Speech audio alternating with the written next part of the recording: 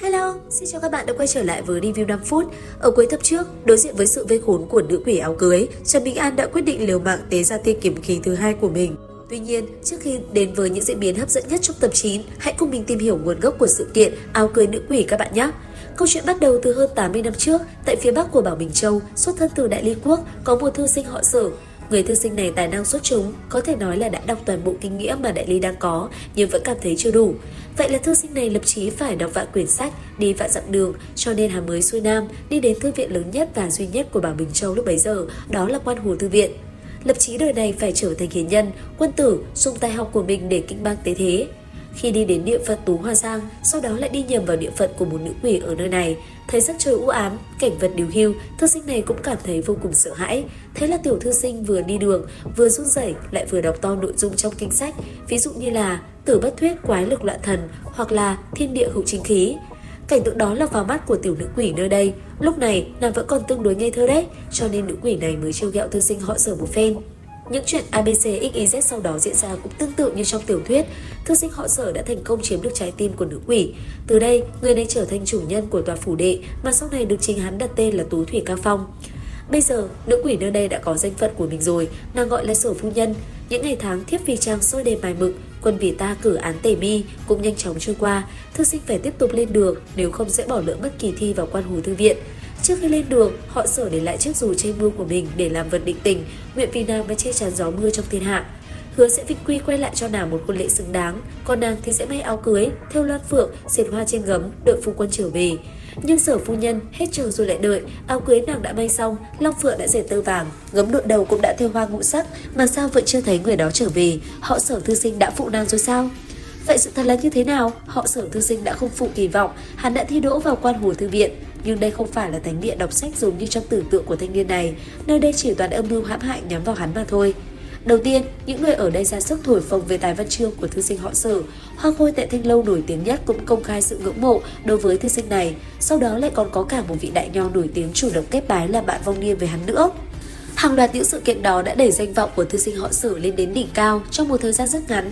Thậm chí còn có tin tức lan truyền ra là danh hiệu quân tử đầu tiên mà Đại Ly có được đã chắc chắn là do họ Sở thư sinh thu hoạch. Nhưng mọi chuyện thay đổi chỉ sau một đêm, bởi vì có người từng được thư sinh kia coi là chí hữu đã tố cáo họ Sở đạo văn. Tiếp sau đó là hàng loạt người lên tiếng chửi rủa, cả Hoa khôi Thanh Lâu lẫn đại nho đều biện đàm về nhân phẩm của thư sinh kia. Vậy là đang từ tư thế sắp trở thành quân tử của thư viện lại bị biến thành ngụy quân tử, người phỉ nhổ. Chịu cú sốc tâm lý lớn như vậy khiến cho thư sinh này đánh mất lý trí, cả ngày ngơ ngơ ngác ngác. Những tưởng rằng đã có thể hủy hoại được hạt giống đọc sách của Đại Ly, nhưng không, đột nhiên có một ngày họ Sở thư sinh trở lại bình thường. Các bạn nghĩ rằng đây là kết thúc sao? Không, đây lại là một âm mưu khác. Sở dĩ họ Sở có thể khôi phục là do hắn gặp lại được Sở phu nhân. Nhưng sự thật có phải thế không? Sở phu nhân mà thư sinh gặp được ở Quan Hồ Thư Viện chỉ là một tấm mặt nạ được đeo lên bởi nữ nhân khác. Vậy là hắn lại bị phản bội một lần nữa. Lần này thì hắn đã không chịu nổi mà quyết định vứt bỏ sinh mạng nơi đáy hồ. Đã trải qua hơn 80 năm mà xác của hắn vẫn chưa nổi lên. Còn về phía Sở phu nhân, đang chờ đợi lâu như vậy, nhưng đến cuối cùng, tin tức truyền về từ Quan Hồ Thư Viện luôn được khẳng định là nam nhân của nàng đã yêu một người con gái khác. Còn chân tướng của sự việc như thế nào thì đã bị triều đình Đại Ly giấu nhịm đi, chỉ là vì họ cần đang ở lại nơi này để trấn áp sơn hà khí vận của thần Thủy Quốc vẫn còn chưa tiêu tán hết. Xin lỗi vì quá dài dòng, bây giờ cũng bắt đầu với những tình tiết chính ngay nào.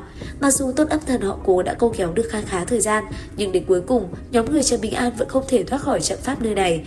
Đến cuối cùng thì xuất hiện trước mặt đám học sinh sau một hồi chạy trốn không ngừng nghỉ thì vẫn là phủ đệ Tú Thủy Cao Phong nguy nga mà âm trầm. Đến lúc này thì cả tấm phá trướng phủ trong tay Lâm Thủ Nhất và tường phù đao của Lý Bảo Bình đều không còn tác dụng nữa. Trần Bình An quyết định sẽ sử dụng kiếm khí trong cơ thể, thậm chí là đã chuẩn bị dùng 2 tia kiếm khí trong một lần luôn cho chắc ăn. Mà trước đó không lâu, ngay sau khi áo cưới nữ quỷ đánh tơi tả lão đạo nhân thì Đại Ly Lang Trung đã đến gặp được nữ quỷ và yêu cầu nàng không được làm hại đám học trò nhỏ và cũng cấm nàng sau này không được tiếp tục sát hại các văn nhân và học sinh khi họ đi ngang qua nơi này nữa. Nhưng Sở phu nhân không nghe, nàng thậm chí còn thách thức triều đình Đại Ly xem ai dám làm gì nàng. Thái độ như vậy của nàng đã khiến cho lão đèn lồng thực sự tức giận. Thế là tín hiệu được phát ra khiến cho kiếm khách Hứa Nhược đang trên đường quay về kinh thành Đại Ly nhìn thấy, vậy là vị kiếm khách này quyết định lập tức đến nơi phát ra tín hiệu viện trợ kia. Nhưng mà so với Hứa Nhược còn có một đạo kiếm quang còn nhanh hơn. Đạo kiếm quang bạc trắng này xuất phát từ một ngọn núi vô danh phía nam, nó càng lúc càng nhanh, càng lúc càng sáng. Luồng kiếm khí vô chủ mạnh mẽ phá vỡ trận pháp Tú Thủy Cao Phong, xuyên thủng mọi rào cản và cắm phập xuống đất ngay trước mặt con lừa trắng.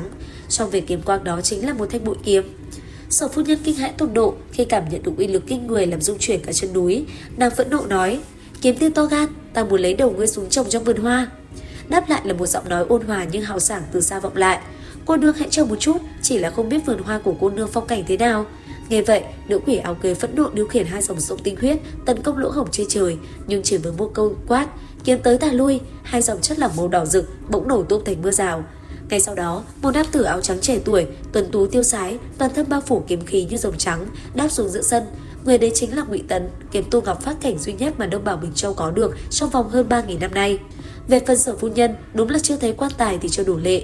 Nàng không biết kiếm tiên đang đứng trước mặt mình là ai, cho nên mới không kiêng kỵ gì mà muốn lĩnh giáo kiếm thuật của nam tử trước mặt này.